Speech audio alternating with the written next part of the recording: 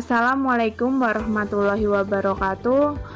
Bagi seorang trader perlu memiliki perencanaan kapan harus masuk dan kapan harus keluar pasar. Untuk itu, kami akan memberikan sedikit penjelasan terkait analisis teknikal.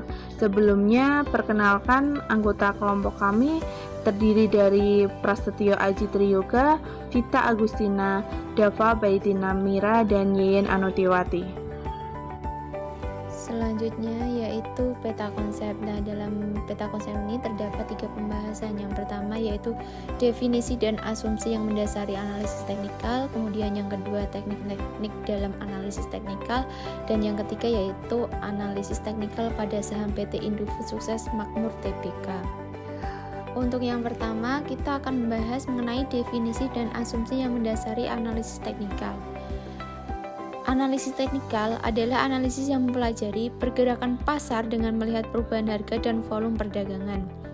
Nah, analisis teknikal adalah metode untuk memprediksi pergerakan harga dan tren pasar atau sekuritas di masa depan dengan mempelajari grafik dari aksi pasar di masa lalu dengan mempertimbangkan harga pasar instrumen dan minat atas instrumen tersebut. Setelah membahas mengenai definisi dan asumsi yang mendasari analisis teknikal, kemudian yang kedua yaitu ada teknik-teknik dalam analisis teknikal. Yang pertama yaitu ada the Dow Theory, yang kedua chart pola harga saham, yang ketiga analisis rata-rata bergerak, dan analisis relative strength. Untuk the Dow Theory sendiri yaitu teknik yang bertujuan untuk mengidentifikasi tren harga pasar saham dalam jangka panjang dengan berdasarkan pada data-data historis harga pasar saham di masa lalu. Kemudian yang kedua yaitu teknik chart pola, yaitu pergerakan harga saham dilakukan dengan menyusun grafik atau chart dari pergerakan saham secara individual selama waktu tertentu. Ada 2 istilah penting dalam identifikasi pola pergerakan saham, yaitu yang pertama support level dan resistance level.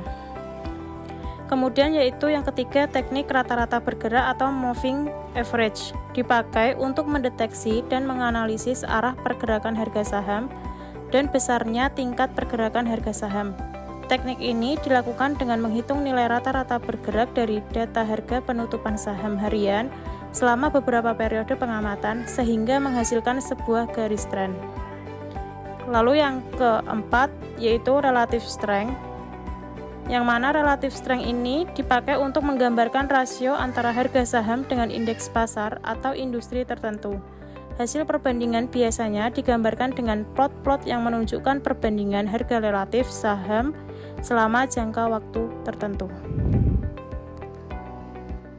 Setelah mempelajari teknik-teknik dalam analisis teknikal, kemudian yang ketiga analisis teknikal pada saham PT Indofood Sukses Makmur Tbk. PT Indofood Sukses Makmur Tbk dengan kode saham INDF merupakan perusahaan yang berbasis di Indonesia yang utamanya bergerak dalam industri pengolahan makanan. Perusahaan ini mengklasifikasikan bisnisnya menjadi 5 segmen: produk konsumen bermerek, bogasari, agrobisnis, distribusi, serta daya dan pengolahan sayuran. Perusahaan menjalankan bisnis produk konsumen bermereknya melalui anak perusahaannya, PT Indofood CBP Sukses Makmur Tbk atau ICBP. Produk-produk ICBP mencakup produk susu, makanan ringan, biskuit, bumbu penyedap makanan, minuman serta makanan khusus dan bernutrisi. Bisnis Bogasari terdiri dari produksi tepung, gandum, dan pasta.